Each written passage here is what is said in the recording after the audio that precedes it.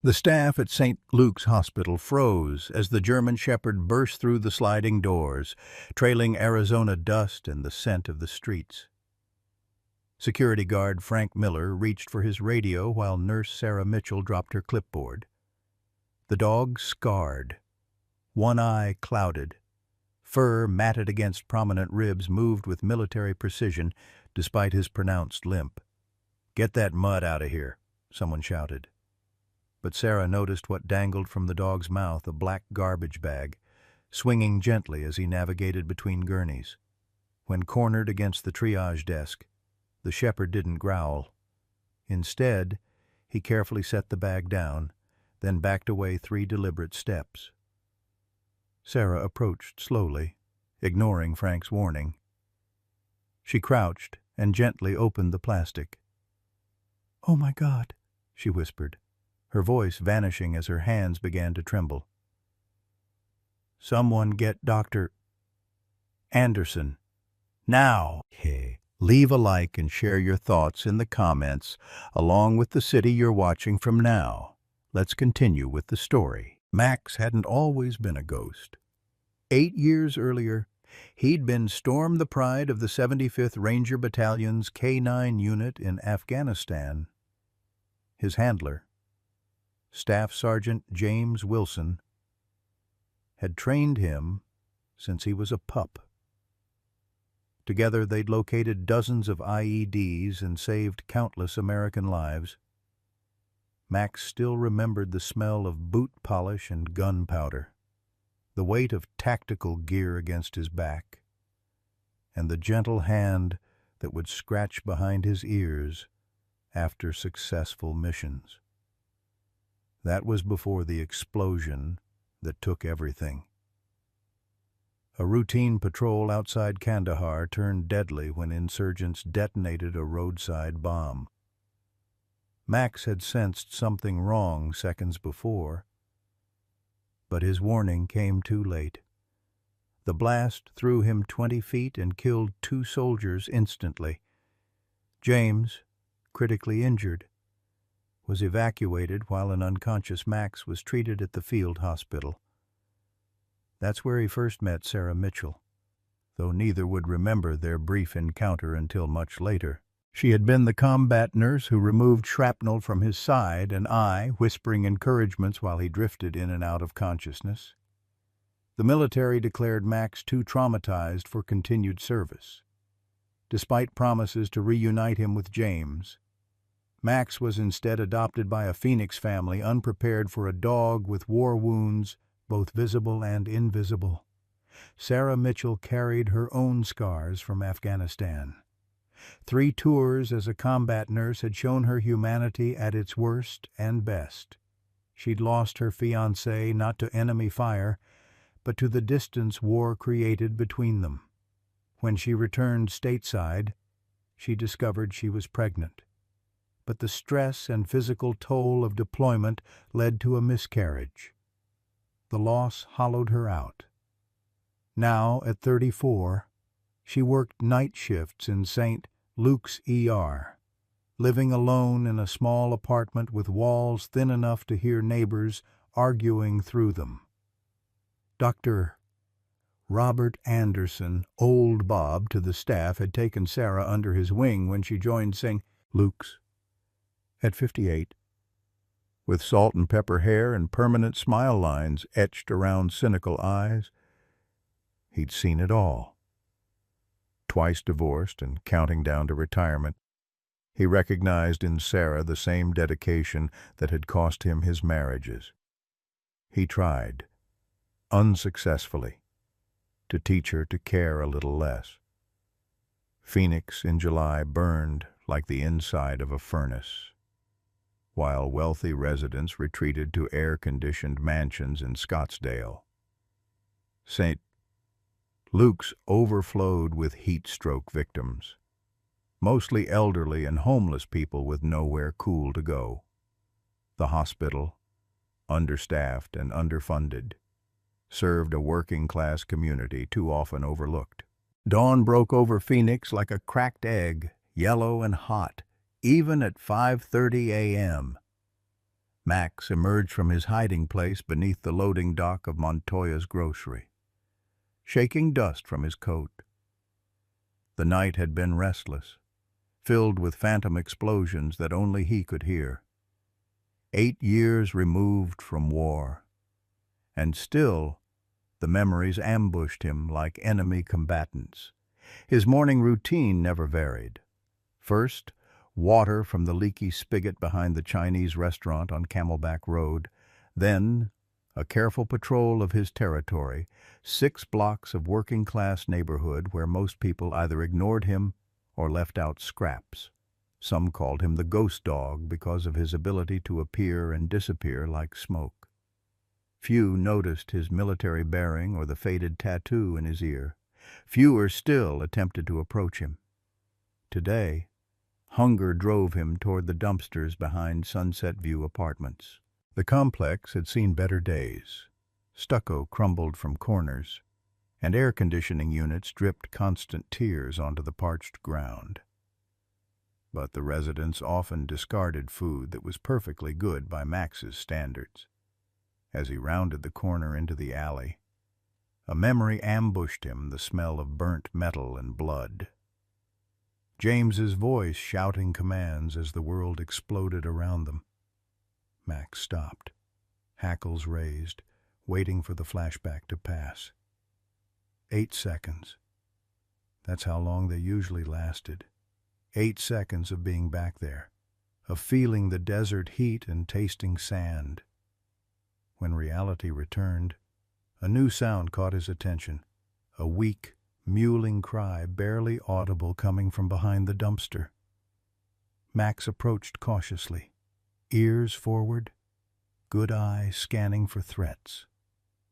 His nose twitched at unfamiliar yet instinctively important scents: blood, birth, and human infant.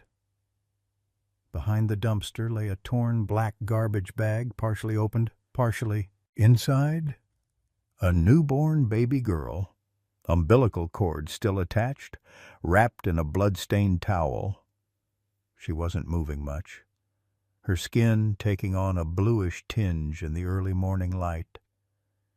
Max recognized the stillness that precedes death.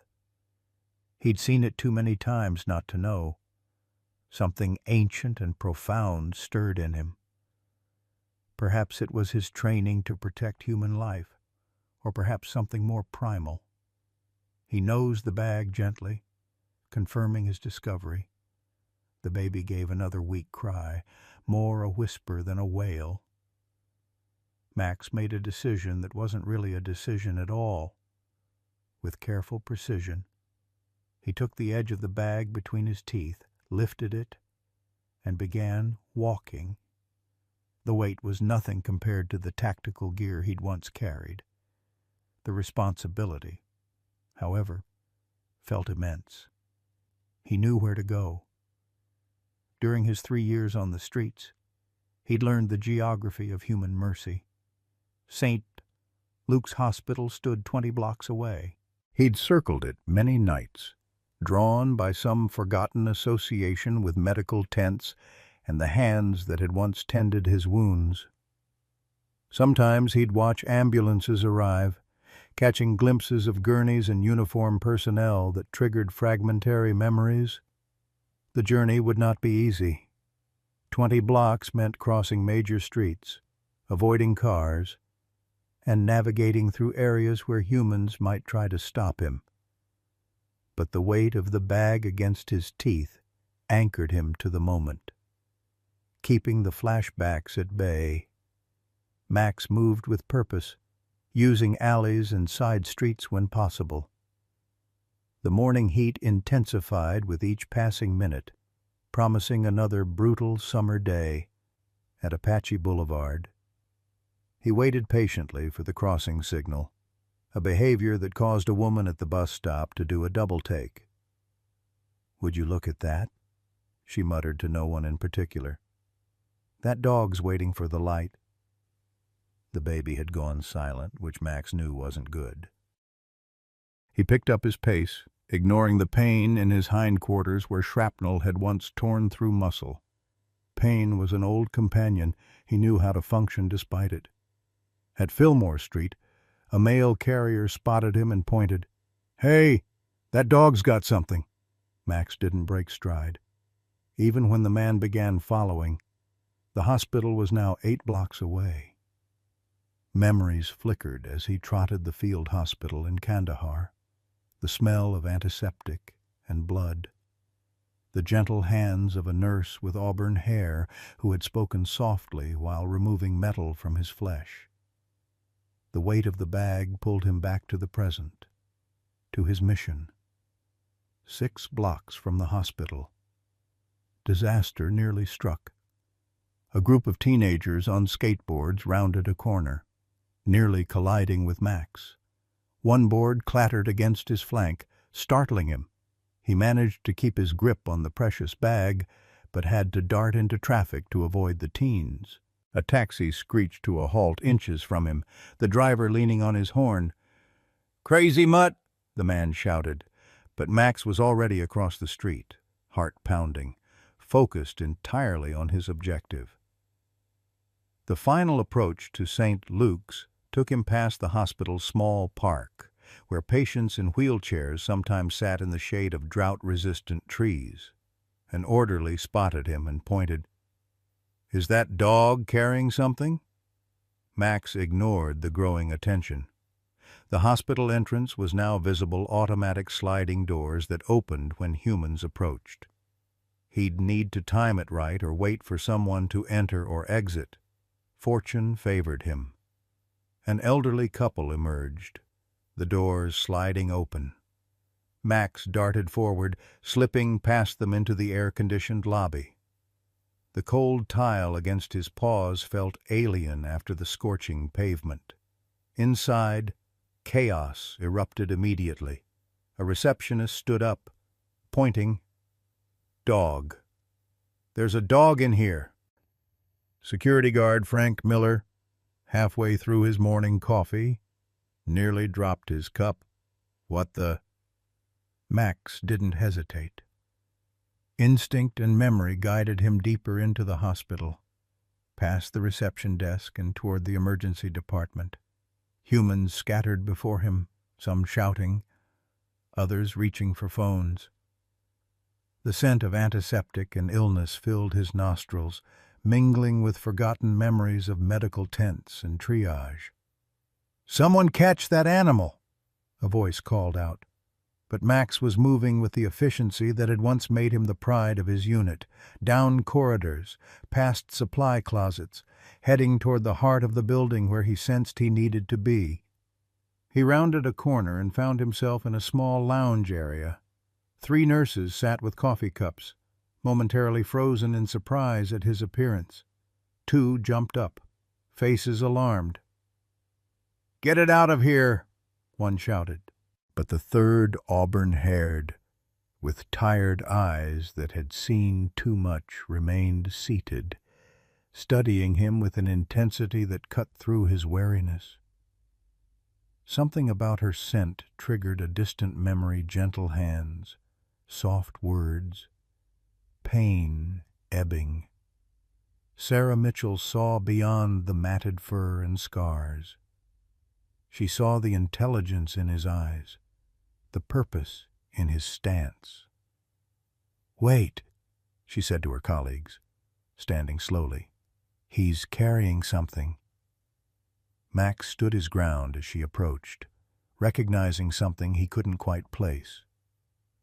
When she was 3 feet away, he gently lowered the bag to the floor, then stepped back, maintaining eye contact. His mission was nearly complete. Sarah Mitchell dropped to her knees beside the black plastic bag, her nurse's instincts overriding any hesitation.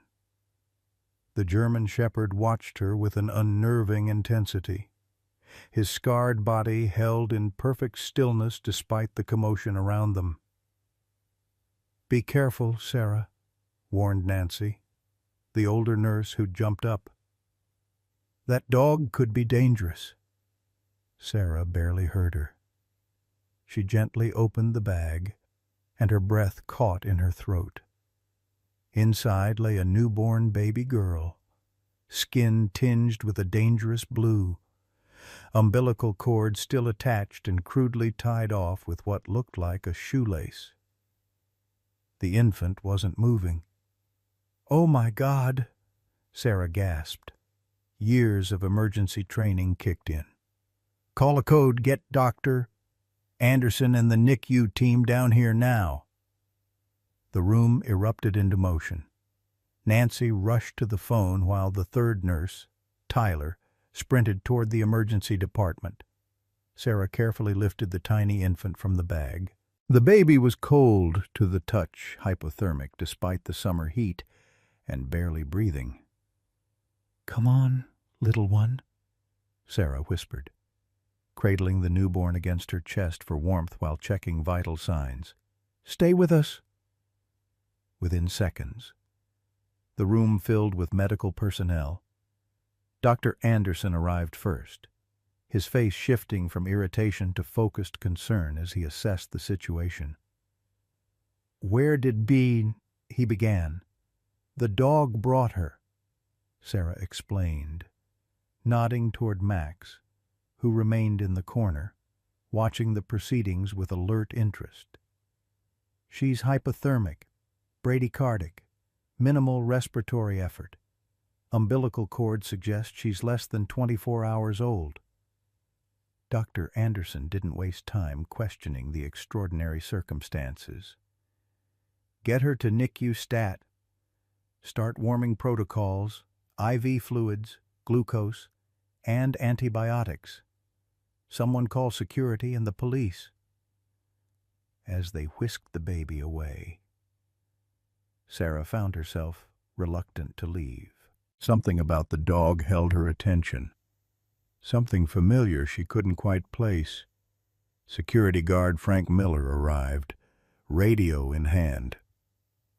"That's the dog that ran in," he confirmed.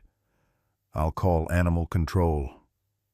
"Wait," Sarah said, surprising herself. "He saved that baby's life." Frank looked skeptical. "It's a stray, Sarah. Probably dangerous." The dog hadn't moved, his eyes fixed on Sarah with an intelligence that seemed almost human. Despite his scarred appearance, he showed no aggression. Sarah approached slowly, hand extended. Max remained still, allowing her to come closer. "He's not going to hurt anyone," she said with certainty.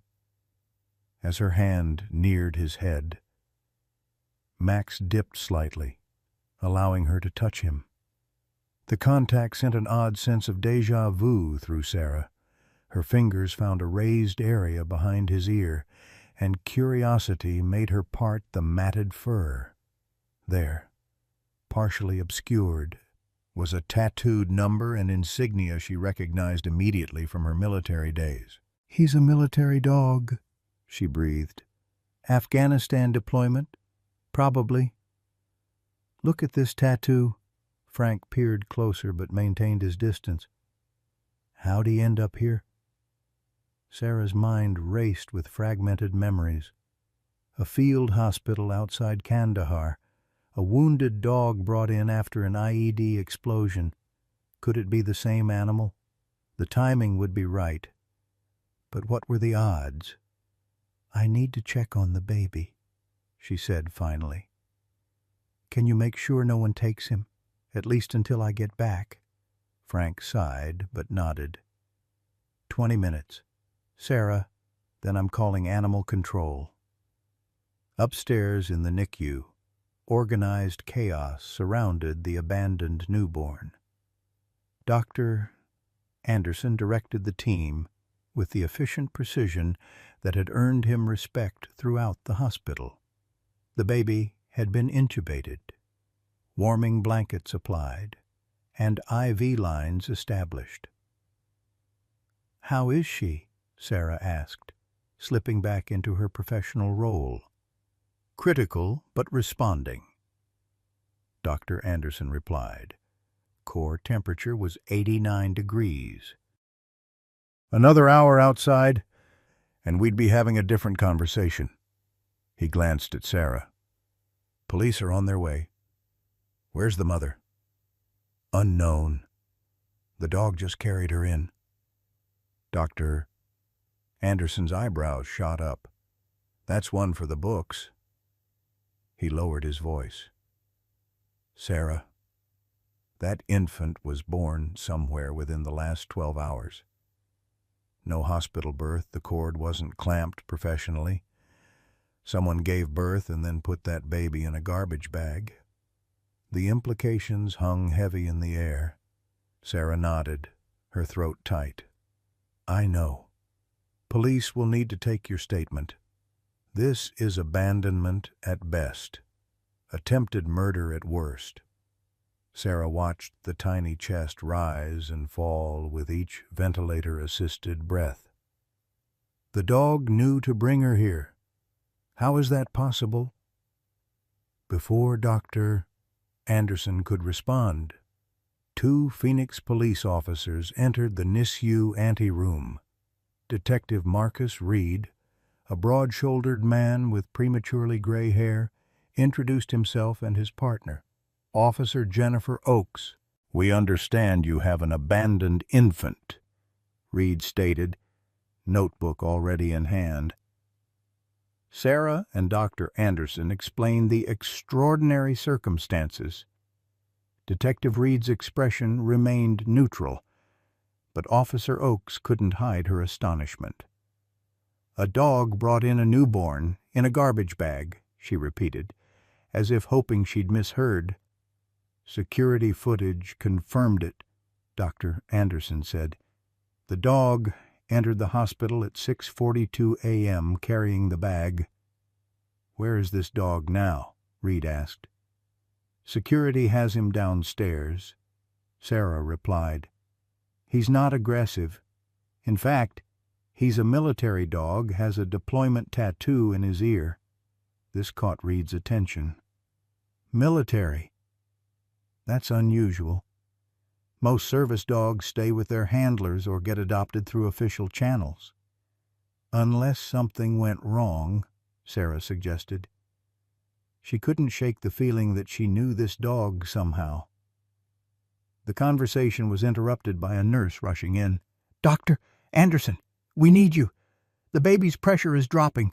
As the medical team refocused on the infant, Detective Reed turned to Sarah. I need to see this dog and the exact location where the baby was found.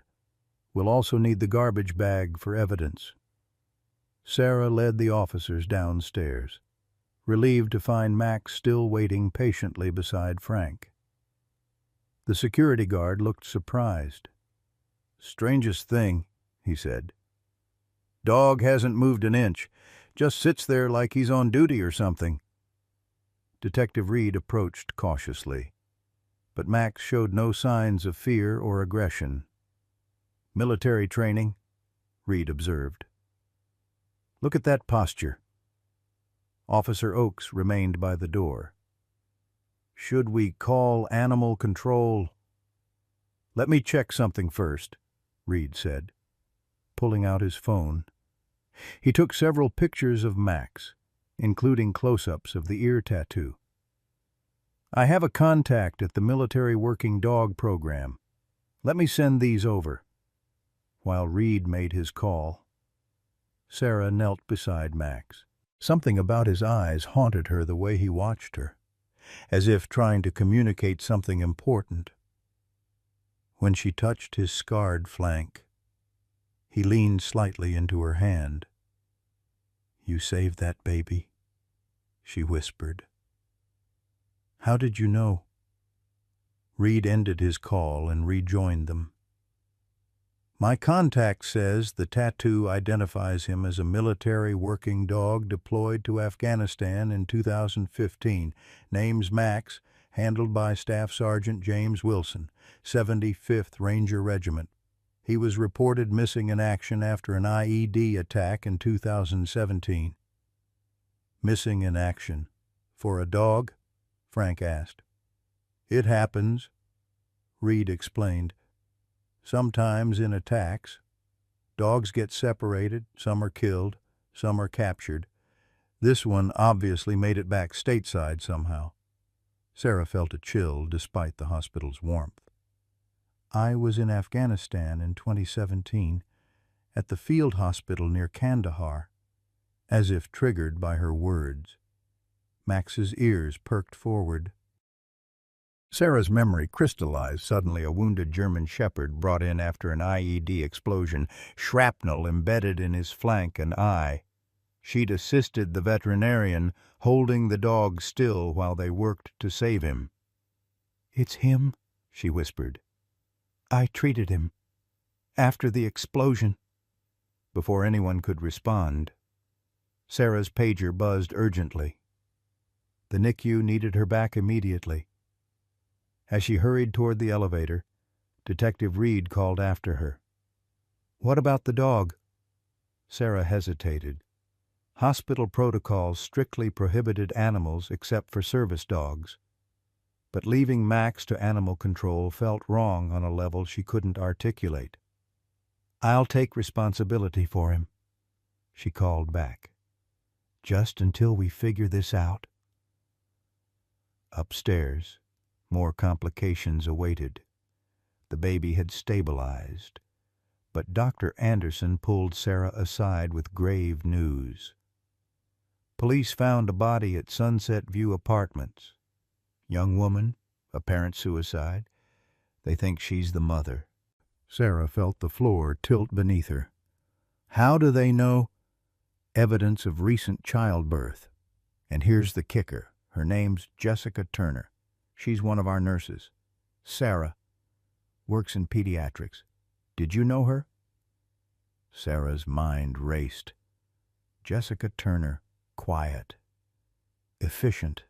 Always volunteering for extra shifts. They'd spoken occasionally but weren't close. Nothing had suggested the young woman was pregnant or in distress. She kept to herself, Sarah managed. I had no idea she was expecting. Dr. Anderson ran a hand through his thinning hair. Nobody did. Apparently, she hid it well. Police are trying to contact her family now. As this news settled over her, a lab technician approached with a tablet. "We ran the standard panels on the infant," she explained. "Something interesting came up. Baby has a rare blood type B negative, same as you. Nurse Mitchell?" Sarah nodded absently, still processing the revelation about Jessica. The coincidence of sharing a blood type with the abandoned newborn barely registered. "Also," the technician continued, "there was a note in the bag. Police have the original, but they sent over a copy." She handed Sarah a printout. The handwritten message was brief but devastating. "Her name is Hope. Please find someone who will love her. I can't do this anymore. I'm sorry."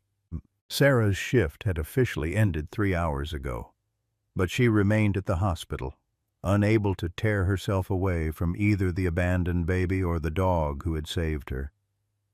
In the small on-call room adjacent to the NICU, she sat on the edge of a cot, her scrubs wrinkled from the day's chaos, watching Max, who lay alert at her feet.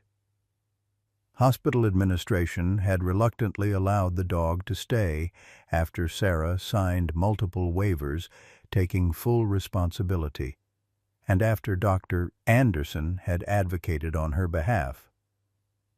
"Just until we sort this out," the hospital director had said with obvious disapproval. Max hadn't left Sarah's side since their reunion, following her through the hospital corridors with disciplined precision that drew stares from staff and patients alike. His presence violated countless regulations, but no one seemed willing to challenge the woman who had just helped save an abandoned newborn or the dog responsible for the miracle. Detective Reed had departed to investigate Jessica Turner's apartment but promised to return with updates. In the meantime, Sarah had made several calls of her own to military contacts from her time in Afghanistan, seeking information about Max and his handler. "I know this sounds crazy," she had told her former commanding officer over the phone, "but I think I've found that German Shepherd from the Kandahar incident, the one whose handler was hit in the IED attack." The response had been guarded but interested. Records would be checked. Calls would be made. In the world of military working dogs, each animal represented not just a significant investment, but often a hero in its own right. Max's reappearance would certainly raise questions. A soft knock interrupted Sarah's thoughts. Dr. Anderson entered, his face showing the strain of the extraordinary day. "Baby's stable," he reported, dropping into the chair opposite Sarah. "Breathing on her own now. Lab work looks promising." He glanced at Max, who acknowledged him with a slight tilt of his head. "Remarkable animal." "He remembers his training," Sarah said. "Every bit of it." Dr. Anderson nodded thoughtfully. "Police found Jessica's journal. Reed called to give me a heads up. There are mentions of the hospital in it. And you?" Sarah straightened. "Me. I barely knew her." "Apparently. She knew you, or knew of you." He hesitated. "This isn't official yet. But Reed says Jessica was sexually assaulted at a medical conference 9 months ago. She didn't report it. The journal suggests her assailant was Dr. William Prescott." Sarah's breath caught.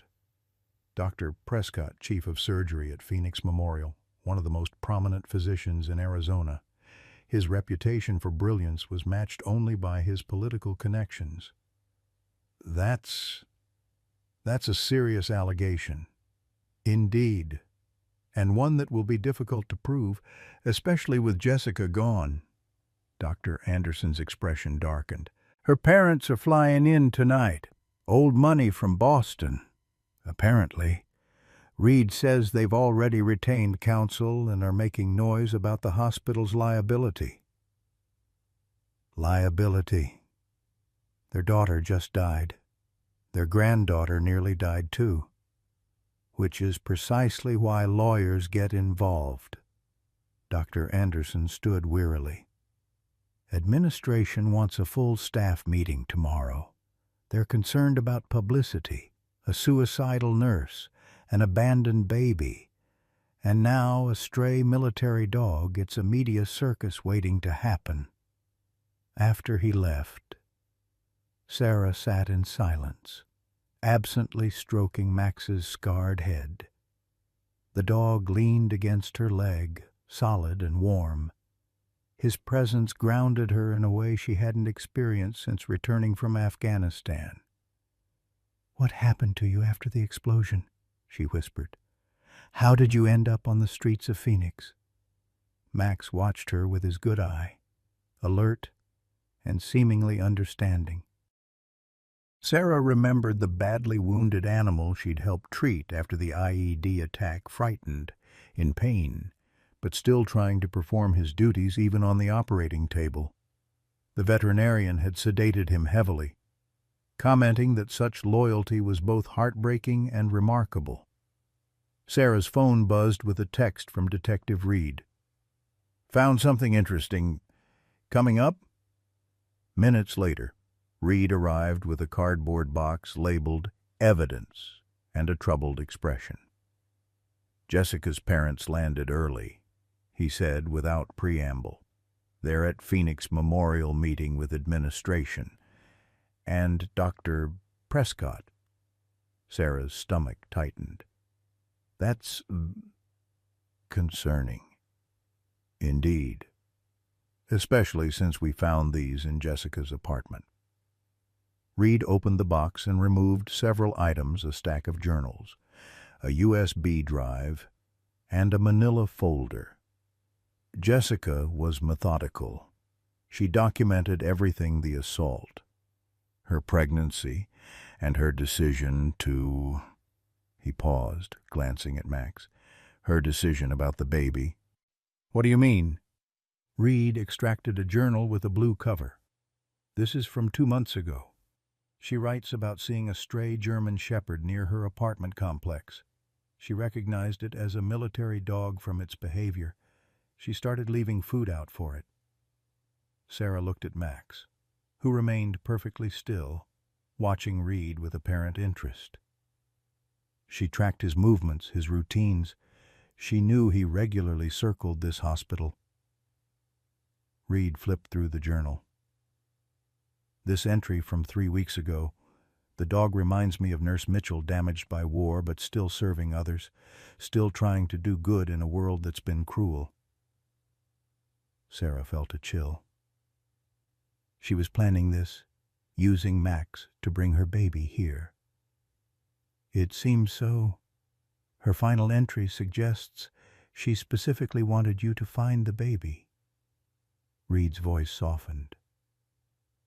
She admired you.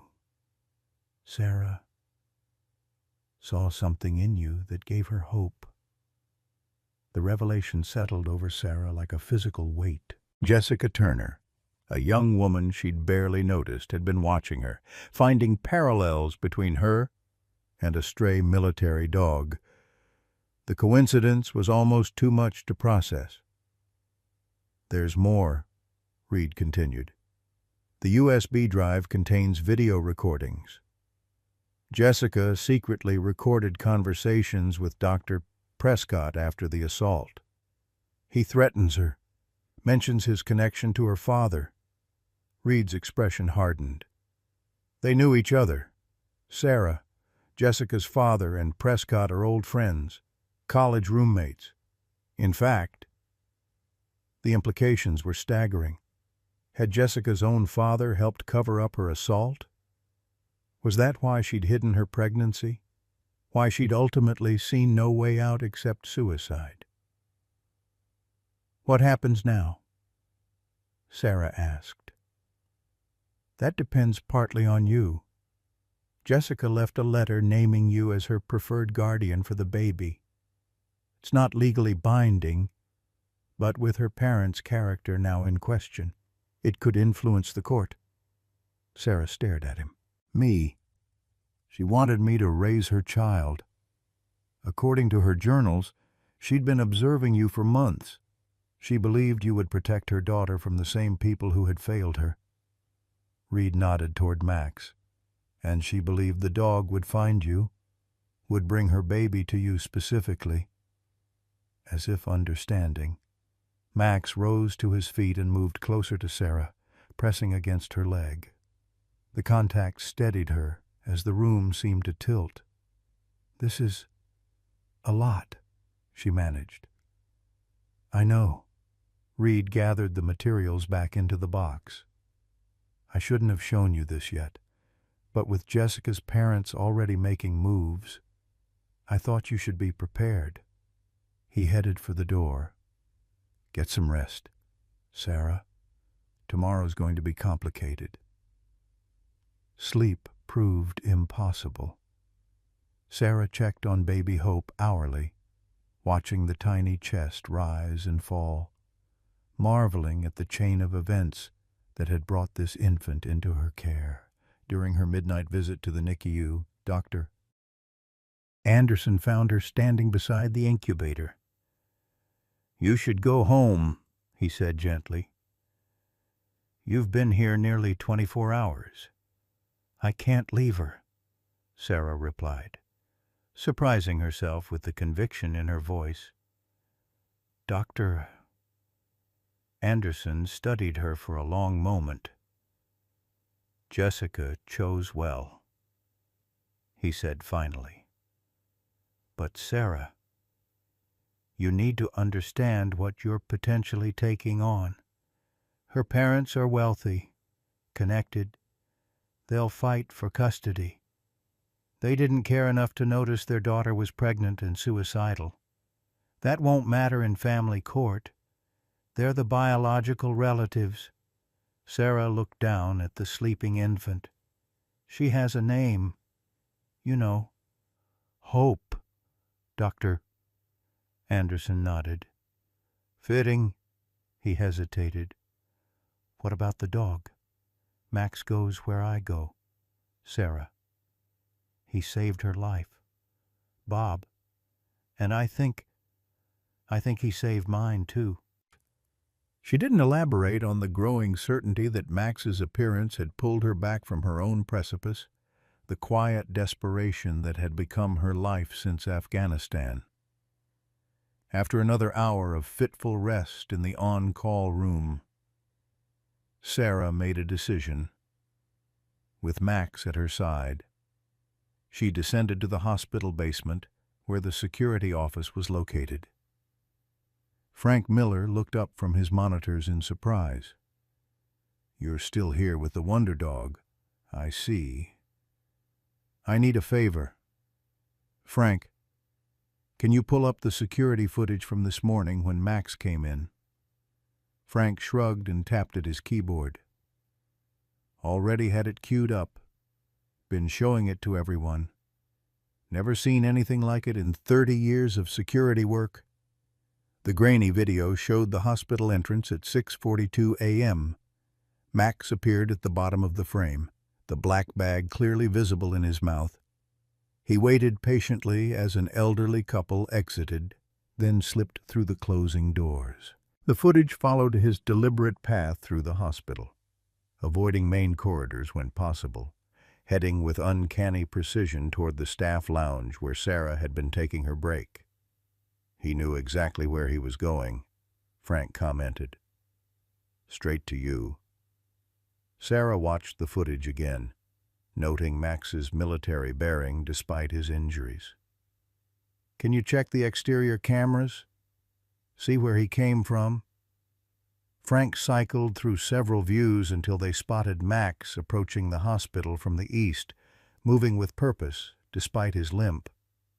Can't track him back further than Apache Boulevard, Frank said. That's where our cameras end. Sarah thanked him and headed for the exit, Max following close behind.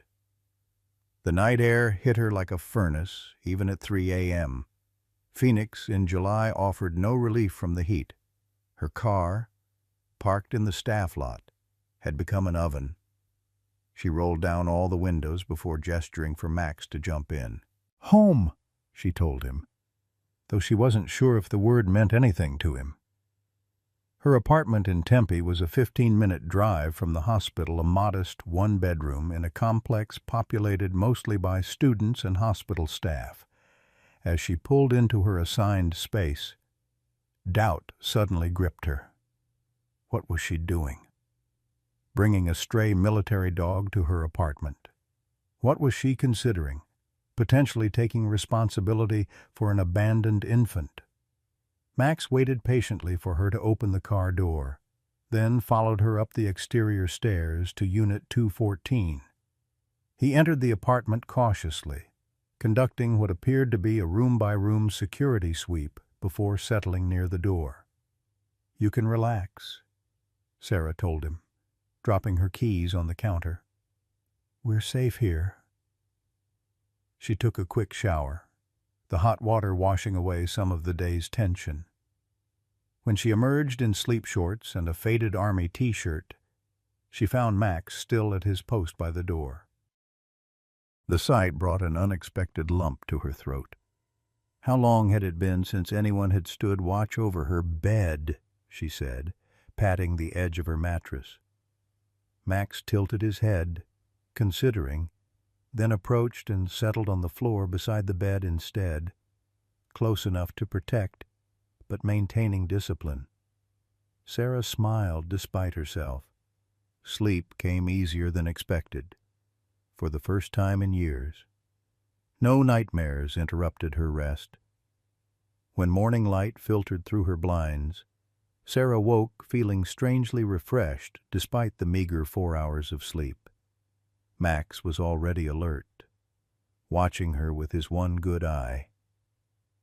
We need to get you checked out, she told him, noting the matted fur and old scars that needed proper attention.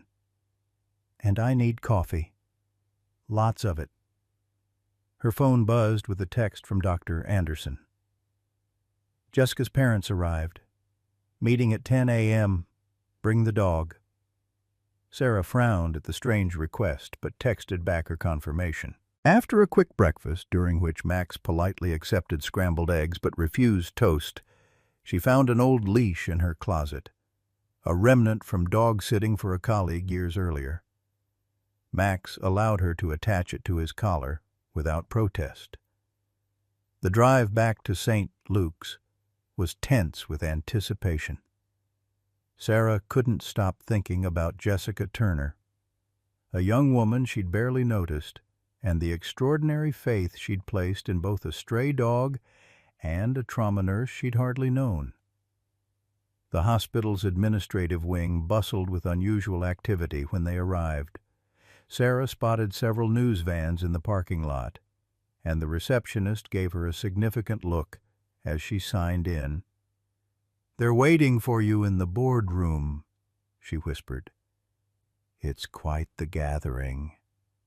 Indeed, the large conference room was filled beyond capacity. Dr. Anderson stood near the head of the table, alongside the hospital director and legal counsel. Seated opposite were an elegantly dressed older couple, the Turners. Sarah presumed flanked by two men in expensive suits. Detective Reed and Officer Oakes occupied chairs along the wall. Several hospital board members completed the assembly. All conversation stopped when Sarah entered with Max. The German Shepherd's nails clicked softly on the polished floor as they made their way to the empty chairs Dr. Anderson had saved for them. "Ms. Mitchell," the hospital director began, "thank you for joining us.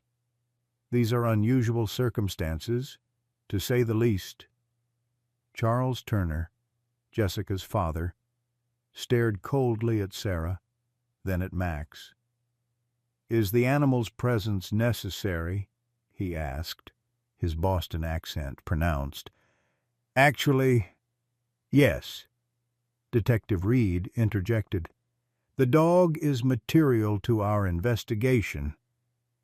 Mrs. Turner dabbed at her eyes with a monogrammed handkerchief.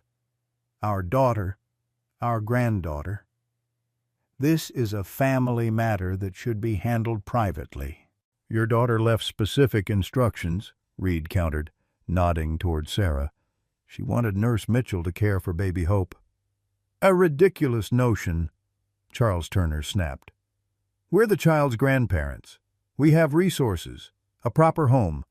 What can a—" he looked Sarah up and down, "a single nurse possibly offer—" Dr. Anderson cleared his throat. "Perhaps we should discuss Jessica's journal entries first, the ones detailing why she felt unable to turn to her family." Charles Turner's attorney raised a hand. "My clients are in mourning. This is hardly the time to make accusations based on the writings of a clearly troubled young woman." "Troubled? Yes," Reed agreed, "but remarkably clear in documenting the reasons for her distress." He opened a folder, including multiple references to Dr. William Prescott, who I understand is a close friend of the family. The tension in the room thickened. Mrs. Turner paled visibly, while her husband's face flushed with anger. "This is outrageous," Charles Turner began, but his wife touched his arm, silencing him. "What exactly did Jessica write?" Mrs. Turner asked quietly, as Reed began to outline the journal's contents. Max suddenly stiffened beside Sarah, his ears perked forward, and a low growl rumbled in his chest, the first aggressive sound she'd heard from him. All eyes turned toward the dog, then followed his gaze to the doorway. Dr. William Prescott stood there, impeccably dressed in a tailored suit, his silver hair perfectly styled. "Sorry I'm late," he said smoothly. Traffic was terrible. The boardroom crackled with tension as Dr. William Prescott strode in, his confidence seemingly impenetrable. Max's growl deepened, the sound vibrating through Sarah's leg where the dog pressed against her. She placed a steadying hand on his back, feeling the muscles coiled tight beneath her fingers. "I don't believe you were invited to this meeting, Dr. Prescott," Detective Reed said, rising from his chair. Prescott smiled thinly. "Charles called me. As a family friend. I thought my presence might be helpful during this difficult time." He moved to stand behind the Turners, placing a hand on Charles's shoulder. "And as chief of surgery at Phoenix Memorial, I have a professional interest in this unusual situation." Sarah felt, rather than saw, Max's reaction, a subtle shift in posture, the growl subsiding into watchful silence. The dog had assessed the threat and was now waiting, gathering information. Sarah found herself mirroring his discipline. Detective Reed exchanged glances with the hospital director, who nodded reluctantly. "Dr. Prescott may stay, but I must emphasize that this meeting concerns a potential criminal investigation." Prescott's expression didn't waver. "All the more reason for the family to have support." He pulled up a chair beside Mrs. Turner, who seemed to shrink at his proximity. Reed resumed his summary of Jessica's journals, carefully neutral in his delivery. The deceased documented multiple instances of harassment following an alleged sexual assault at the Arizona Medical Conference last October. She names Dr. Prescott specifically and describes attempts to report the incident that were discouraged. "By whom?" Sarah asked, unable to contain herself. Reed consulted his notes. According to these entries, Jessica spoke to her father about the incident. She writes that he told her filing charges would destroy her career before it began. All eyes turned to Charles Turner, whose face had gone rigid. "My daughter was troubled," he said stiffly. "She had a history of emotional instability. Whatever she wrote in those journals reflects her perception, not reality." "Was she also mistaken about being pregnant?" Sarah asked, her voice quiet but cutting. "About giving birth alone, about being so desperate she saw suicide as her only option." Mrs. Turner made a small, broken sound. Her husband reached for her hand, but she pulled away. "Jessica's mental state is not the issue here," Prescott interjected smoothly. "The welfare of the child is what matters now, and surely we can all agree that placement with loving grandparents is in her best interest." Sarah opened her mouth to respond, but Dr. Anderson touched her arm in warning. This wasn't the time for a direct confrontation, not when so much was at stake. The hospital's legal counsel, a sharp-eyed woman named Patricia Martinez, tapped her pen against her legal pad. "Detective Reed, what is the status of your investigation into Jessica Turner's death?" "Active," Reed replied. "We're treating it as a suicide precipitated by traumatic events. The notes she left are quite explicit about her state of mind and her wishes for her daughter." "Notes that have no legal standing," countered the Turners' attorney. "My clients are the baby's closest living relatives. They're financially stable, have a suitable home, and can provide everything the child needs." "Except protection from the man who assaulted her mother," Sarah said.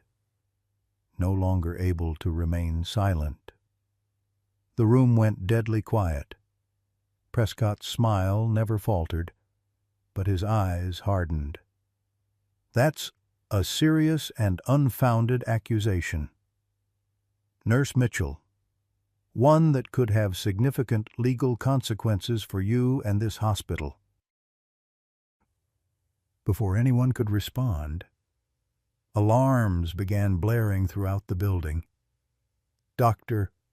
Anderson's pager buzzed simultaneously, followed by Sarah's. They exchanged alarmed glances before Dr. Anderson answered the incoming call on the boardroom phone. "Code Blue in NICU," he announced, already moving toward the door. "Baby Hope has stopped breathing." Sarah was on her feet instantly, Max rising with her. As they rushed from the room, she heard chairs scraping as others followed. The hospital corridors blurred as she sprinted toward the neonatal intensive care unit, the German Shepherd keeping perfect pace despite his limp. They arrived to find the NICU in controlled chaos. Dr.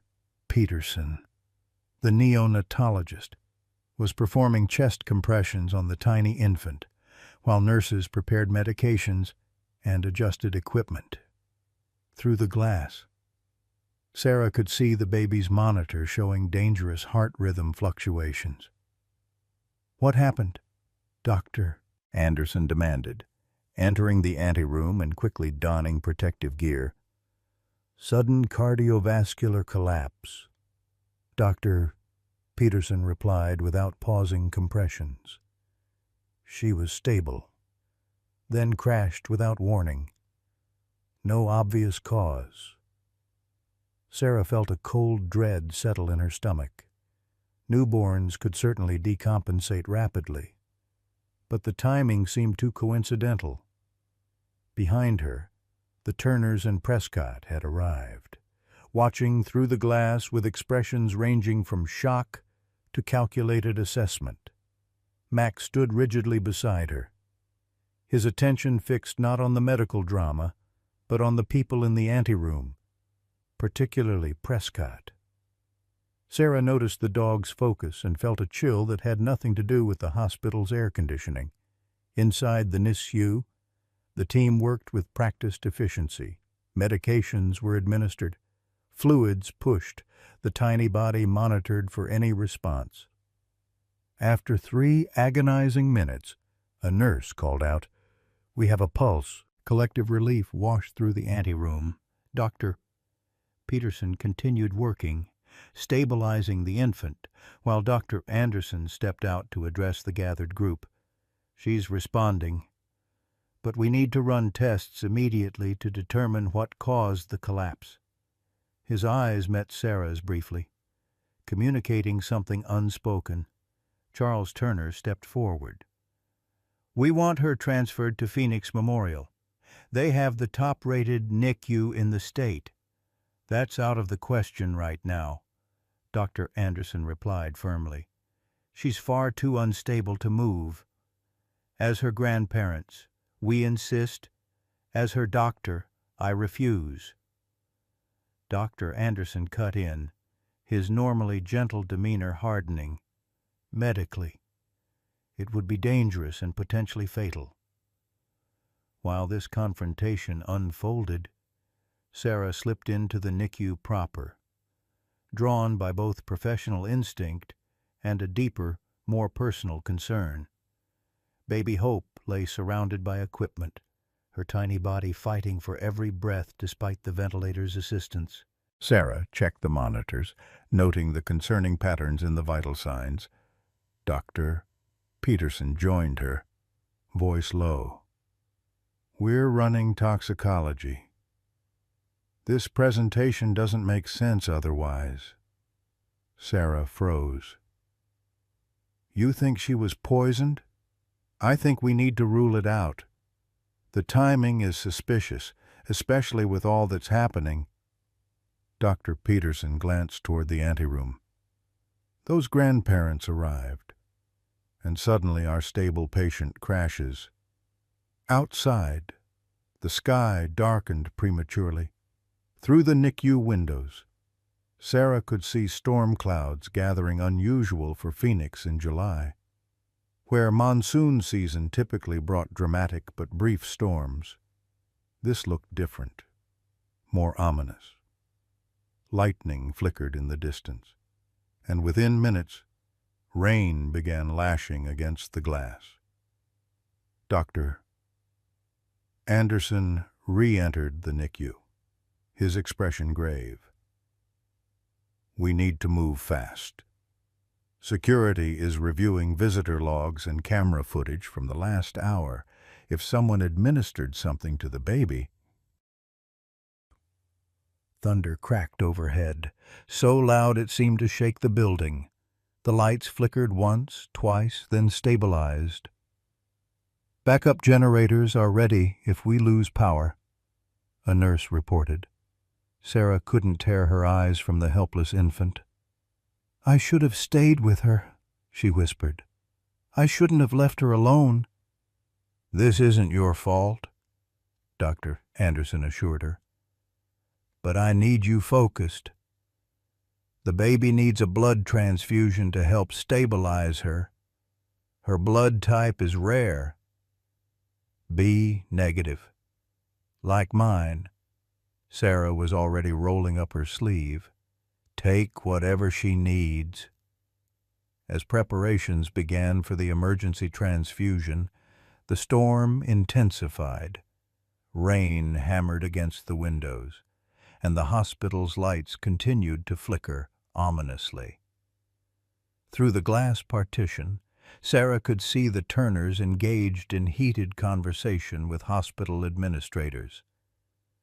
Prescott stood slightly apart, his face unreadable as he watched the medical team work. Max remained in the anteroom, having been denied entry to the NICU proper despite Sarah's protests. The dog's attention never wavered from the corridor outside, his posture alert to potential threats. The phlebotomist finished drawing Sarah's blood, and the NICU team began the delicate process of transfusion. Baby Hope's vital signs responded almost immediately, strengthening with each passing minute. "Good call," Dr. Peterson murmured to Dr. Anderson. "Her numbers are improving." Outside, thunder cracked again, and this time the lights went out completely.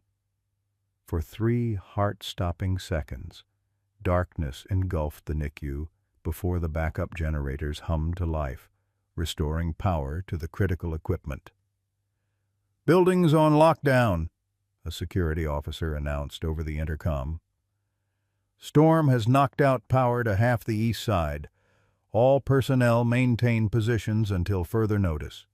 In the dim emergency lighting, Sarah noticed a small bulge in Max's collar that she hadn't seen before.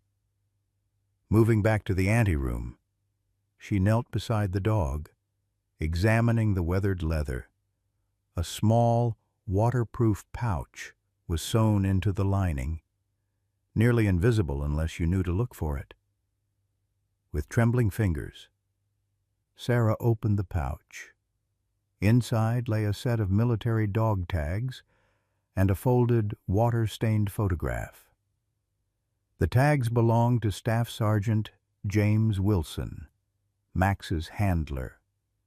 The photograph showed a younger, unscarred Max with a smiling soldier, desert mountains visible in the background. Sarah turned the photo over. Written on the back in faded ink, "If found, please call 602-555-0178. Max is a hero. Bring him home." Before Sarah could process this discovery, another crack of thunder shook the building. This time, Max reacted differently. His ears flattened, and he began to pant rapidly. Sarah recognized the signs immediately. The thunder was triggering his PTSD, reminding him of explosions in Afghanistan. "It's okay, boy," she soothed, placing her hand firmly on his back. "You're safe. We're not there anymore." But Max wasn't calming. His breathing accelerated, and his good eye darted frantically around the room. When the next thunderclap hit, he bolted upright, a high-pitched whine escaping him. Sarah acted on instinct, recalling her training with combat veterans suffering from PTSD. She moved directly in front of Max, blocked his vision of the windows, and spoke in a firm, steady voice. "Attention," she commanded. To her amazement, Max responded immediately, his posture shifting into a rigid stance despite his obvious distress. "Stand down, soldier," she continued, maintaining eye contact. "Mission accomplished. Stand down." Gradually, Max's breathing slowed. He remained at attention, but the panic in his eyes subsided. Sarah kept her hand on his shoulder, providing steady pressure. Dr. Anderson watched this interaction with undisguised astonishment. "How did you know to do that?" "Combat medicine includes managing PTSD," Sarah replied, not taking her eyes off Max. "The thunderstorm triggered him. Sounded like explosions." Through the glass partition, Sarah could see the Turners and Prescott watching this scene with expressions ranging from curiosity to disdain. Charles Turner was speaking into his phone, gesturing emphatically despite the poor reception caused by the storm. Dr. Peterson emerged from the NICU core, her face grim. "Preliminary tox screen shows traces of digoxin in the baby's system. That's a heart medication, one that would cause exactly the symptoms we saw. Someone deliberately administered it to her." The accusation hung in the air like the electricity from the storm outside. Security personnel moved immediately to seal off the area, while Detective Reed, who had remained quietly observant until now, stepped forward. "I need a list of everyone who had access to the infant in the last 3 hours," he instructed. "And I mean everyone," as the investigation sprang into action around her. Sarah remained kneeling beside Max, the dog tags clutched in one hand, her other still steadying the trembling dog. Through the windows, lightning illuminated the sky in brilliant flashes, each followed by thunder that made Max flinch despite his training. "We'll get through this," she promised him. The words meant for the dog, the baby, and perhaps herself. "Whatever happens, we'll get through this together." The storm raged outside St. Luke's Hospital, transforming day into twilight. Inside, a different kind of storm brewed as Detective Reed systematically interviewed everyone who had access to Baby Hope during the critical time frame. Security footage showed 17 different individuals entering the NICU, including doctors, nurses, custodial staff, and, briefly, Charles Turner, who had insisted on seeing his granddaughter despite protocol. Sarah remained near the NICU, unwilling to leave Baby Hope unprotected again. Max had calmed somewhat, though each thunderclap still caused his ears to flatten. The dog tags felt heavy in Sarah's pocket, a tangible connection to Max's past and the man who had trained him. "I've called the number," Detective Reed informed her quietly, joining her in the small waiting area. "It's still active. Belongs to a James Wilson, currently residing in Tucson." Sarah's heart skipped. "Max's handler. He's alive." Reed nodded. "Medically retired from the Army. Lost his right leg in the same IED explosion that separated him from Max. He's been searching for his dog for 3 years. Reed glanced at Max with newfound respect. "Says he never believed the official report that Max died in Afghanistan. kept looking even after he returned stateside. The revelation struck Sarah like a physical blow. All this time, Max had been lost and alone, while somewhere in Arizona, the man who loved him had been searching. The cruelty of their separation, the wasted years, felt overwhelming. "Is he coming here?" she asked. "Driving up from Tucson now. Should arrive by evening. Assuming the storm doesn't close the highways." Reed hesitated. "There's something else you should know. The hospital administration is under pressure from the Turners. They've threatened a lawsuit if Baby Hope isn't transferred to Phoenix Memorial once she's stable." Sarah stiffened. "She was deliberately poisoned. The last thing we should do is move her." "I agree, but this is becoming politically complicated." Reed lowered his voice further. "Charles Turner just placed a call to Governor Harrison. They're golfing buddies, apparently." Before Sarah could respond, Dr. Anderson approached, his expression grave. "Toxicology confirmed it digoxin poisoning. Someone administered a small but potentially lethal dose. If we hadn't caught it when we did—" He left the sentence unfinished. "Do we know who?" Sarah asked.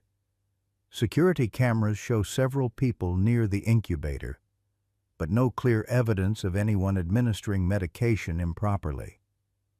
Dr. Anderson ran a hand through his thinning hair. "The Turners are insisting this proves St. Luke's is negligent and demanding immediate transfer." "It proves someone here tried to harm her," Sarah countered. "Moving her could be exactly what they want." The implication hung heavily in the air. Could someone have deliberately poisoned a newborn to justify moving her to another facility? The thought was almost too monstrous to contemplate. "The Turners are in the director's office now," Dr. Anderson continued. "With Prescott, they've brought in a specialist from Phoenix Memorial who's prepared to testify that our NICU isn't equipped to handle a case like this." Sarah felt a cold anger building within her. This isn't about medical care. This is about control, about silencing Jessica's accusations. "Be careful, Sarah," Dr. Anderson warned. "These are powerful people with significant influence." "They're people who ignored their daughter when she needed them most," Sarah replied. "People who chose reputation over justice." Max, who had been resting at Sarah's feet, suddenly raised his head, ears forward. A moment later, Sarah heard it too. Raised voices from the direction of the hospital entrance. She moved to the window overlooking the front parking lot, Max following close behind. Below, despite the pouring rain, a small crowd had gathered. News vans with satellite dishes lined the street, and reporters in rain gear stood under umbrellas, cameras rolling. A hospital security guard was attempting to move them back from the entrance. "Word's gotten out," Reed observed, joining Sarah at the window. "Anonymous tip to the media about a hero dog saving an abandoned baby and the subsequent poisoning attempt." "Anonymous?" Sarah asked. Reed shrugged. "Not from my department. My money's on a hospital employee sympathetic to Jessica's situation." The elevator doors opened, and Charles Turner emerged, flanked by his wife, their attorney, and Dr. Prescott. Their faces darkened when they spotted Sarah, Max, and Detective Reed. "This media circus is completely inappropriate," Charles Turner began, his Boston accent more pronounced in anger. "Someone has deliberately sensationalized a private family tragedy." "Privacy wasn't your concern when you called the governor," Reed replied evenly. Turner's face flushed. I was merely ensuring proper protocols are followed. That child is my granddaughter. She belongs with her family." "Your daughter didn't think so," Sarah said quietly. "She chose to protect Hope from you." Mrs. Turner flinched as if struck. For the first time, Sarah noticed the woman's hands trembling, her gaze repeatedly darting toward Dr. Prescott before dropping to the floor. "Margaret, get in the car," Charles instructed his wife sharply. "This discussion is pointless." But Mrs. Turner remained rooted in place, her face a mask of indecision. "Charles, maybe we should—" "Not now, Margaret." His tone brooked no argument. Prescott stepped forward, his manner smoothly professional. "The transfer authorization has been approved. A medical transport team from Phoenix Memorial will arrive within the hour, weather permitting." Dr. Anderson shook his head. "I haven't authorized any transfer, as Baby Hope's attending physician."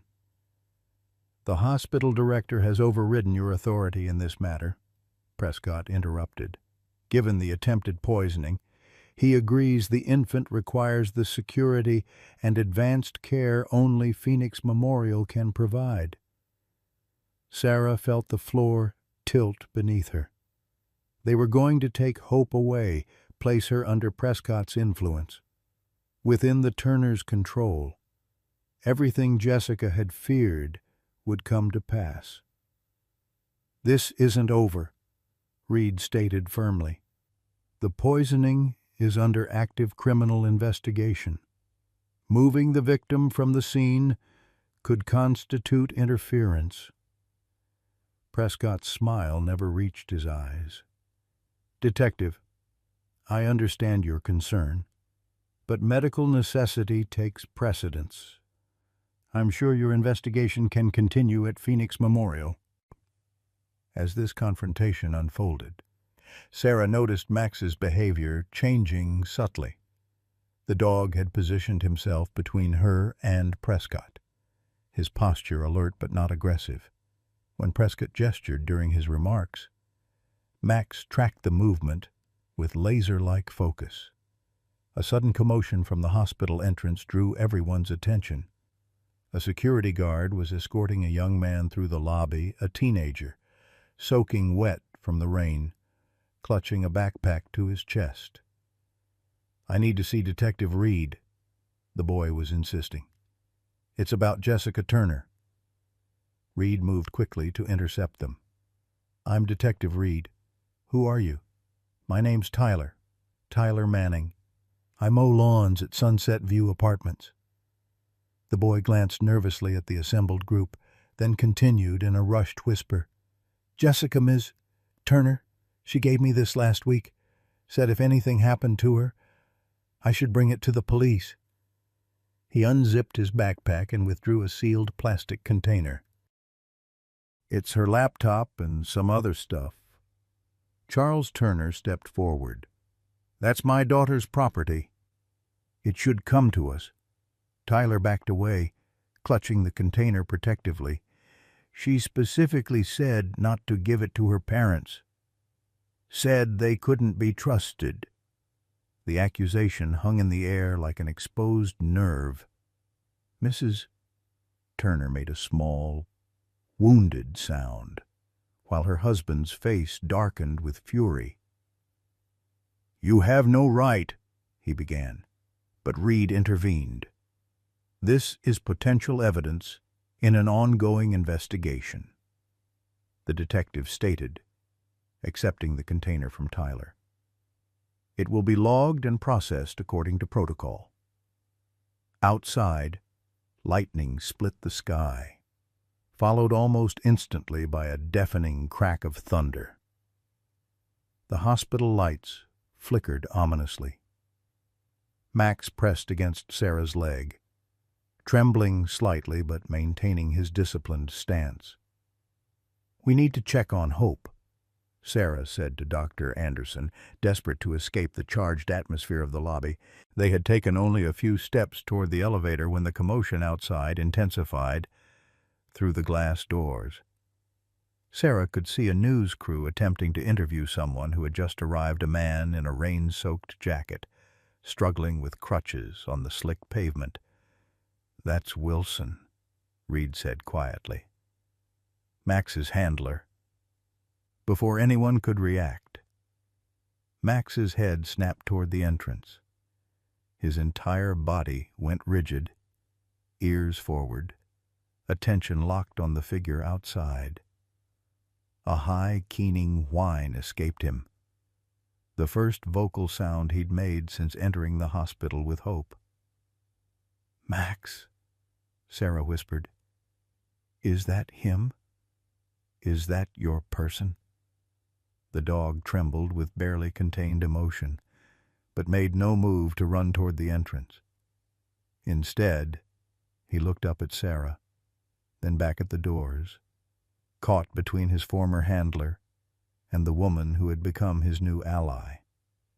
Charles Turner seized this moment of distraction. "We're going to check on our granddaughter," he announced, heading for the elevator with Prescott and his wife. Sarah moved to follow, but Dr. Anderson caught her arm. "Let me handle this," he said urgently. "You need to deal with that."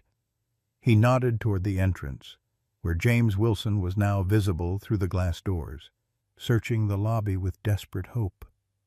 Sarah hesitated, torn between protecting baby Hope and acknowledging what Max clearly needed.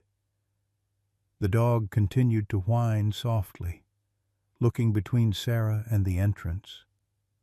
"Go," Reed urged her. "I'll keep an eye on the Turners. This moment has been 3 years coming for both of them." Nodding, Sarah moved toward the entrance, Max matching her step for step despite his obvious agitation. As they approached the automatic doors, the man outside spotted them, his face transformed with disbelief, joy, and painful hope. "Max," he called, his voice barely audible through the glass and rain. "Max, is that you, boy?" The German shepherd froze, trembling violently now. Sarah knelt beside him, one hand steadying his scarred flank. "It's okay," she whispered. "You can go to him. It's okay." For 3 heartbeats, Max remained rooted in place. Then, as the doors slid open, he bolted forward with a joyous bark that echoed through the lobby. The reunion between Max and Staff Sergeant James Wilson unfolded like a scene from a dream, both surreal and achingly real. The German shepherd launched himself toward his handler, somehow restraining his excitement enough to avoid knocking the man off his crutches. Wilson dropped to one knee despite his prosthetic leg, arms encircling the dog's scarred body as Max whined and trembled against him. "I knew it," Wilson kept repeating, his voice breaking. "I knew you were alive. I never stopped looking for you, buddy." Sarah stood back, throat tight with emotion, watching this fragment of wholeness restored in a broken world. Hospital staff and visitors had paused to witness the moment, many openly wiping away tears. Even the news crews maintained a respectful distance, filming quietly without shouted questions. Rain continued to pour outside, but inside the hospital lobby, time seemed suspended in this bubble of pure joy. Max licked Wilson's face, tail wagging so hard his entire body shook. The soldier buried his face in the dog's fur, shoulders shaking with what Sarah realized were silent sobs. When Wilson finally looked up, his eyes found Sarah's. "You found him," he said, voice rough with emotion. "You're the nurse who called." Sarah approached slowly, kneeling beside them. Actually, he found me, and he saved a baby's life in the process. Wilson looked at Max with pride mixing with confusion. That sounds like quite a story. It is, Sarah agreed. And it's still unfolding. She glanced toward the elevators, anxiety returning. In fact, I need to get back upstairs. There's a newborn in danger, and Max has been helping protect her. Wilson nodded without hesitation, rising awkwardly on his crutches. Then we'll help you. Max is still on duty. It seems. The unusual trio made their way to the elevators, leaving the clamor of the lobby behind. In the enclosed space, Wilson studied Max closely, fingers gently examining old scars and injuries. What happened to him? Sarah asked quietly. After the explosion, Wilson's expression darkened. I was medevaced immediately. Lost consciousness before we even reached the helicopter. When I woke up in Germany 3 days later, they told me Max was missing, presumed killed. His hand tightened on Max's head. I never believed it. We had a connection. I would have known if he died. How did he end up in Phoenix? That's what I've spent 3 years trying to figure out. Wilson shook his head. After I medically retired, I moved to Tucson and kept searching, posted in military forums, called shelters, visited every rescue organization in Arizona. His eyes returned to Max. Someone must have brought him back from Afghanistan. But why they didn't scan his chip or contact the military working dog program? The elevator doors opened to reveal Detective Reed waiting for them, his expression tense. We have a situation, he said without preamble. Dr. Prescott is attempting to expedite the baby's transfer. He's brought in a specialist who's claiming Baby Hope needs treatment only available at Phoenix Memorial.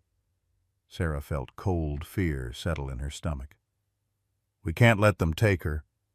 Reed nodded toward Wilson. This your handler. After quick introductions, they moved briskly toward the NICU. Reed updated them as they walked. I've started examining the contents of Jessica's laptop. It's password protected. But she left a note with the password in the container.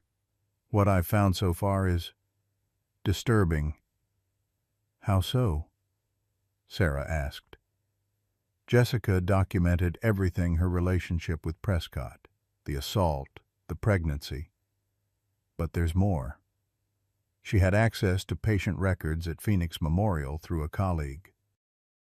She found evidence that Prescott has been involved in at least 3 other cases where female residents or nurses suddenly left the program after filing complaints. Sarah felt sick. A pattern. And each time, the complaint disappeared. 2 of the women received significant settlements with non-disclosure agreements. Reed lowered his voice as they approached the NICU. What's more concerning is Jessica's documentation of conversations with her father. According to her journals and recorded phone calls, Charles Turner knew about Prescott's history. He helped cover up previous incidents because of their friendship and shared business interests. Wilson, who had been listening silently, shook his head in disgust. And now they want custody of Jessica's baby, after enabling her abuser. Exactly, Reed confirmed. Jessica knew all this. She left the evidence for us to find, but she was afraid no one would believe her, that her parents' influence would bury the truth again. They reached the NICU to find Dr. Anderson in heated conversation with Charles Turner. Mrs. Turner, Dr. Prescott, and an unfamiliar physician in Phoenix Memorial Scrubs. "The transport team is already en route," the unfamiliar doctor was saying. "Baby Hope requires specialized cardiac monitoring that your facility simply doesn't provide." "That's simply not true," Dr. Anderson countered. "Our cardiac monitoring capabilities are fully adequate. What that child needs most is stability and security, not to be moved across town during an investigation into who poisoned her." Charles Turner spotted their approach and stiffened. His gaze traveled from Sarah to Max to Wilson, narrowing with calculation. "I see the media circus continues," he remarked coldly. "First a stray dog, now a disabled veteran. My daughter's tragedy has become quite the spectacle." Wilson stepped forward, his military bearing evident despite the crutches. "Sir, with all due respect, I don't know what's happening here, but I do know that dog." He nodded toward Max. "He's one of the most highly trained military working dogs ever to serve. If he's protecting that baby, he has good reason." "This is absurd," Prescott interjected. "We're discussing proper medical care for a critically ill newborn, not indulging fairy tales about hero dogs." Inside the NICU, Baby Hope lay in her incubator, tiny chest rising and falling with each breath. She had been extubated, now breathing on her own with supplemental oxygen. A nurse stood vigilant beside her, watching the monitors with careful attention. Mrs. Turner had drifted away from the argument, moving closer to the glass to observe her granddaughter. Sarah noticed the woman's hands trembling, her eyes red-rimmed from crying. "Mrs. Turner," Sarah said quietly, approaching her. "I know you want what's best for Hope." The older woman startled slightly. "Of course I do. She's all we have left of Jessica." "Is she," Sarah asked gently, "or is she a reminder of something your husband wants to hide?" Mrs. Turner's face paled. "You don't understand. It's complicated.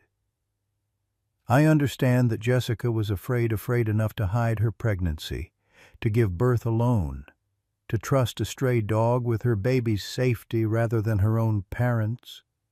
Sarah held the woman's gaze steadily. "What does that tell you?" Before Mrs. Turner could respond, Detective Reed cleared his throat loudly. "I need everyone's attention," he announced, holding up his phone. "I've just received the final toxicology report on the substance used to poison Baby Hope. It was pharmaceutical-grade digoxin, the same formulation used at Phoenix Memorial, not the version stocked here at St. Luke's." The revelation landed like a thunderbolt. All eyes turned to Dr. Prescott, whose expression remained impassive. "That means nothing," he said dismissively. "Anyone could have brought it from another hospital." "True," Reed acknowledged. "However, there's something else you should know." He nodded to a uniformed officer who had just arrived. "We've executed a search warrant on Dr. Prescott's vehicle. We found a vial of digoxin in the glove compartment. The lot number matches what was found in the baby's system." Charles Turner stepped away from Prescott as if the man had suddenly burst into flames. "William, what have you done?" Prescott's composure finally cracked. "Nothing that can be proven, and certainly nothing you didn't tacitly approve. Charles, we both agreed this situation needed to be contained." Mrs. Turner made a sound somewhere between a gasp and a sob. "Contained? You tried to kill our granddaughter. No one was supposed to die," Prescott hissed. just enough to justify transfer to my hospital, where things could be properly managed. The Phoenix Memorial doctor backed away, horror evident on his face. I had no idea. I was told the baby needed specialized care. Officer Jenkins, Reed said quietly, please place Dr. Prescott under arrest. As the officer moved forward, Prescott's face contorted with rage. He lunged toward the NICU door, shoving past Dr. Anderson. This is absurd. You have no proof. Max reacted instantly, positioning himself between Prescott and the NICU entrance. The low growl that emanated from the dog's chest stopped Prescott in his tracks. Call off your mutt, Prescott demanded, looking at Sarah and Wilson. He's not a mutt, Wilson replied calmly. He's a highly trained military working dog who detects threats. And right now, you're registering as a major one. Officer Jenkins approached with handcuffs. Dr. William Prescott, you're under arrest for attempted murder and evidence tampering. You have the right to remain silent. As Prescott was led away, still protesting his innocence, Mrs. Turner collapsed into a nearby chair, face buried in her hands. Her husband stood frozen, the full implications of his role in this tragedy seemingly dawning on him. Charles, she said, voice muffled. Did you know? Did you know what he was going to do? The question hung in the air, unanswered. Charles Turner's face had gone ashen, decades of authority and confidence stripped away in moments. Sarah turned her attention back to baby Hope, who slept peacefully, unaware of the drama surrounding her existence. Through the glass, Sarah could see the steady rise and fall of the tiny chest, the color now healthy in the small face. She's going to be okay, Dr. Anderson said, joining her. Physically, at least. And her future? Sarah asked. Detective Reed approached, tucking his phone away. That's becoming clearer. I've just reviewed more of Jessica's files. She left a formal will, prepared by a lawyer friend. In it, she explicitly names you, Sarah Mitchell, as her preferred guardian for her child. Sarah felt the world tilt beneath her feet. Me? But I barely knew her. According to her journal, she'd been watching you for months. She writes that she saw in you the kind of strength and compassion my daughter will need in this world. Reed's expression softened. She also noted your military background, your experience with trauma. She believed you would understand what it means to rebuild after everything falls apart. Max pressed against Sarah's leg, his warm presence anchoring her as the implications washed over her. Wilson stood nearby, watching her reaction with quiet understanding. It won't be simple, Reed continued. The Turners will likely contest the will, but with what we've discovered about Charles Turner's role in covering up Prescott's behavior, their position has been significantly weakened. Mrs. Turner looked up, her face tear-stained but resolute. I won't contest it, she said quietly. Charles might, but I won't. Jessica made her wishes clear. I failed her in life. I won't fail her in death. Her husband stared at her in disbelief. Margaret, no, Charles, it's over. All of it. She rose shakily to her feet. I want to make a statement. Detective, about everything I know regarding William Prescott and my husband's involvement. As Reed led Mrs. Turner away to take her statement, Sarah found herself standing between Wilson and Max. The three of them, united by circumstance and something deeper, something that felt remarkably like purpose. "What happens now?" Wilson asked quietly. Sarah looked through the glass at baby Hope, then down at Max, then back to the soldier who had crossed the state to find his dog. "I don't know," she admitted, "but I think we're about to find out." 1 year later, Sarah Mitchell stood in the small garden behind her newly purchased home in Tempe, watching as the morning sunlight filtered through the leaves of a young mesquite tree. The tree had been planted 6 months earlier in a small ceremony honoring Jessica Turner, a living memorial that would grow stronger with each passing year. "Coffee's ready," called James Wilson from the back door, his prosthetic leg now barely noticeable in his fluid movements. He had abandoned his crutches months ago, the physical therapy finally yielding results he'd almost stopped believing possible. Sarah smiled, turning toward the voice that had become as familiar as her own heartbeat. "Be right there," she called back. "Just checking on our gardener." Their gardener was Max, now officially retired from military service with honors, digging enthusiastically in a designated patch of earth where Sarah had planted pet-safe flowers. The German shepherd's scars remained, but his coat had regained its healthy shine, and the clouding in his injured eye had improved with proper veterinary care. At 9 years old, he moved with the dignity of a senior dog who had seen too much, but had finally found peace. Inside the modest 3-bedroom house, Hope sat in her high chair, 10 months old and determined to feed herself breakfast, despite the spectacular mess this created. Her dark curls and serious eyes were pure Jessica, a daily reminder of the woman who had entrusted Sarah with her most precious creation. "Someone's being independent this morning," James observed, wiping yogurt from Hope's chin with practiced ease. "Like mother, like daughter," Sarah replied, accepting the coffee mug he offered. Their fingers brushed in the exchange, a small contact that still sent warmth through her chest.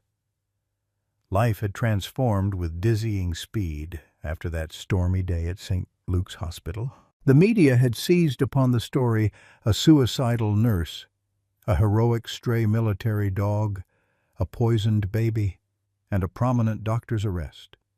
For weeks, reporters had camped outside the hospital, clamoring for interviews and photographs. Sarah had protected Hope from the circus as best she could, grateful when James offered his small rental house in Tucson as a temporary sanctuary away from the spotlight. What had begun as a practical arrangement, Sarah needed a safe place for herself, Max, and Hope. James had space and understood the value of privacy had evolved organically into something neither had been looking for, but both desperately needed. The legal battle for Hope's custody had been mercifully brief. Margaret Turner, after giving a complete statement about her husband's involvement with Dr. Prescott, had supported Jessica's wishes.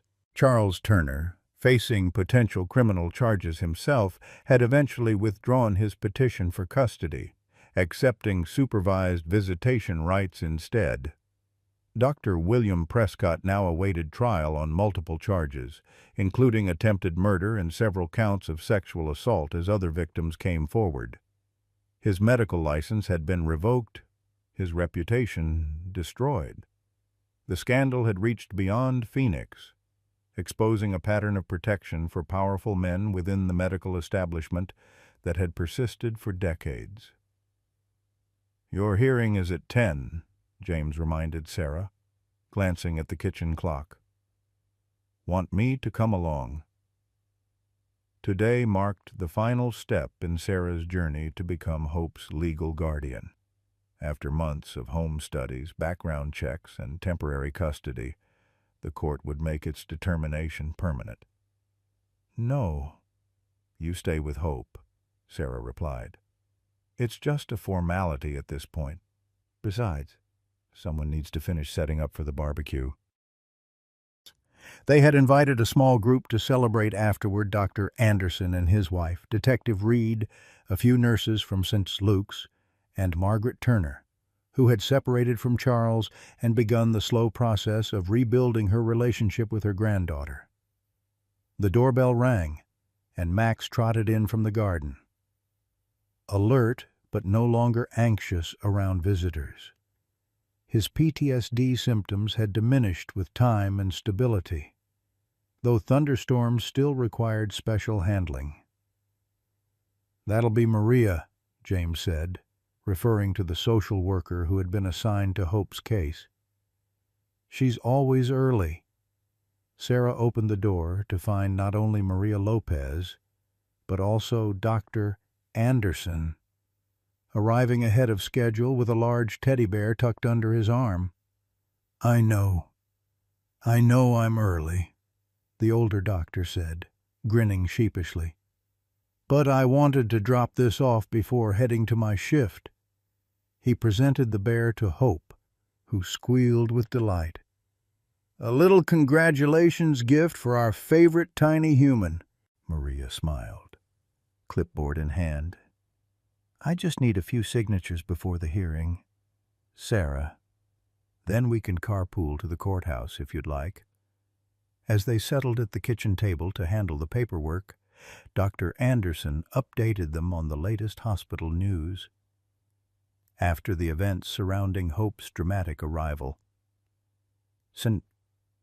Luke's had implemented several new programs, including a support system for healthcare workers experiencing harassment or assault, and most significantly to Sarah, a therapy dog program inspired by Max. "The first 2 dogs complete their training next month," Dr. Anderson reported proudly. "The difference they're making for long-term patients is remarkable."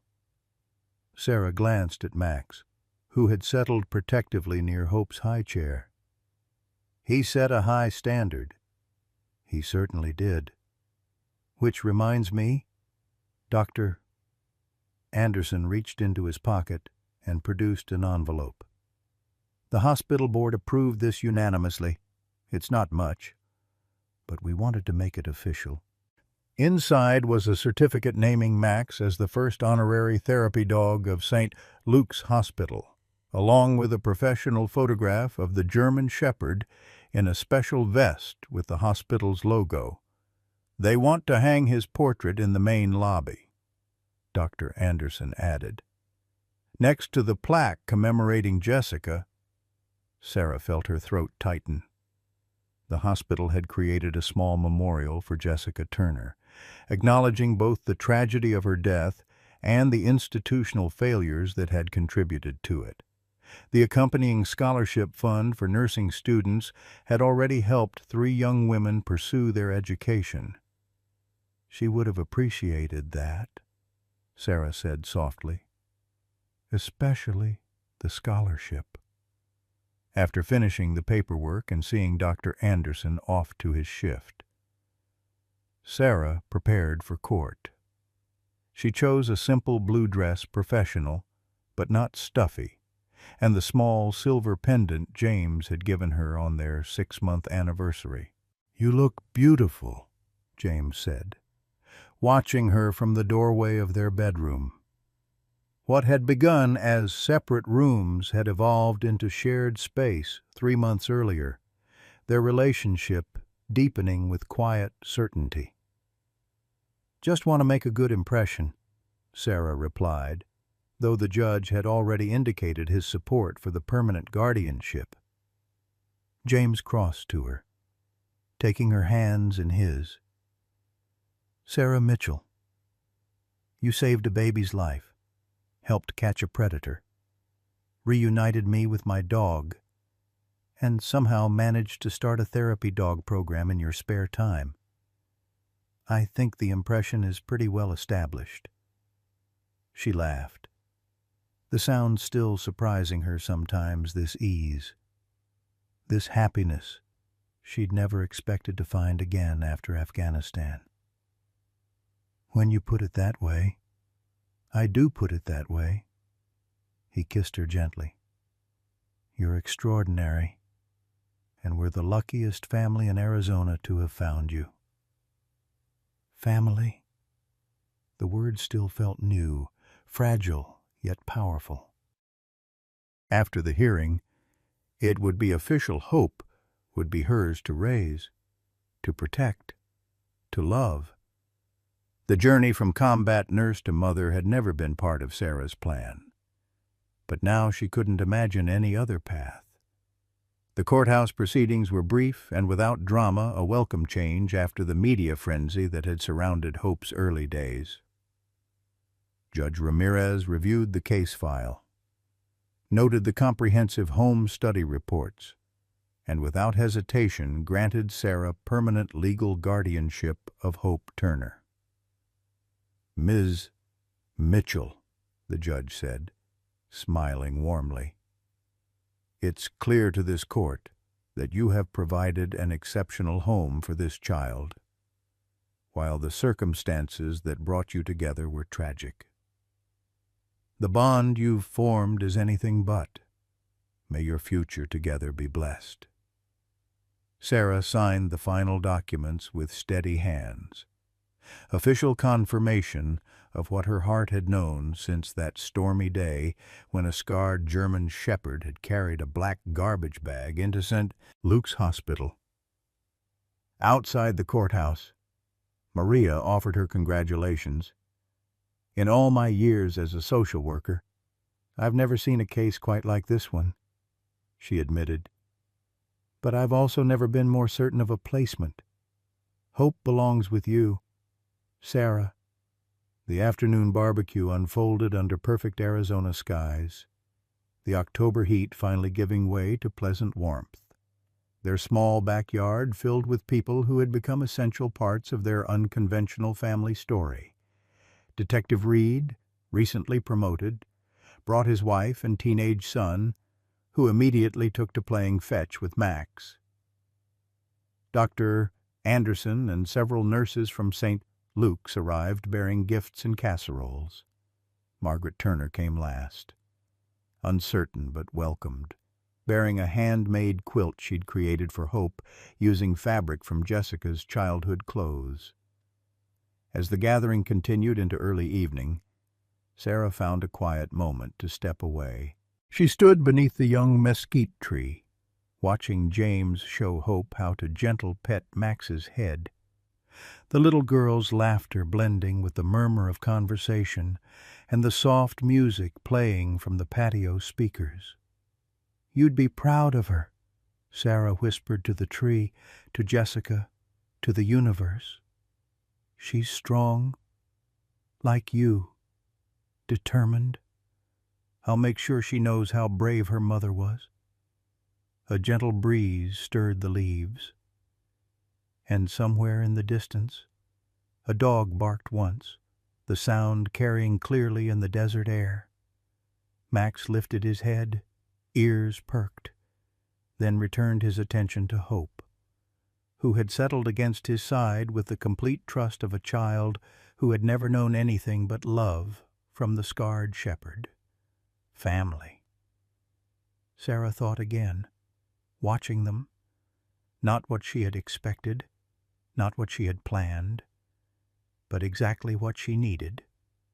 What they all needed, a second chance, hard-won and precious. As if sensing her thoughts, James looked up and met her gaze across the yard, his smile holding promises neither of them had dared to make a year ago. Hope waved enthusiastically from her spot beside Max, one hand clutching the dog's fur, the other reaching for Sarah. "Mama," she called clearly, the word new and perfect.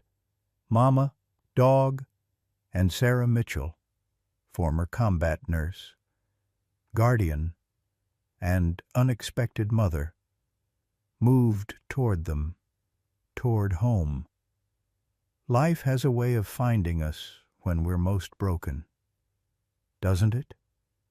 like Sarah and Max. Many of us came back from war, some from Vietnam, others from deserts far away, carrying wounds both visible and hidden. We know what it means to rebuild, to wonder if we'll ever feel whole again. Remember how you felt watching that German Shepherd carry that garbage bag into the hospital? That's the power of purpose, reborn. In our generation, we've seen darkness. We've witnessed how the powerful can prey on the vulnerable, how systems fail those who need them most. But we've also seen what happens when someone refuses to look away, when someone stands their ground despite the storm. Sarah didn't set out to become Hope's mother any more than Max planned to become a hero. They simply answered the call placed before them. In the twilight of our lives, isn't that what matters most? Not the battles we've lost, but the moments we chose courage over comfort, purpose over pain, like that mesquite tree planted for Jessica. Our legacy grows not from perfect circumstances, but from broken ground made sacred by love, sacrifice, and the courage to begin again.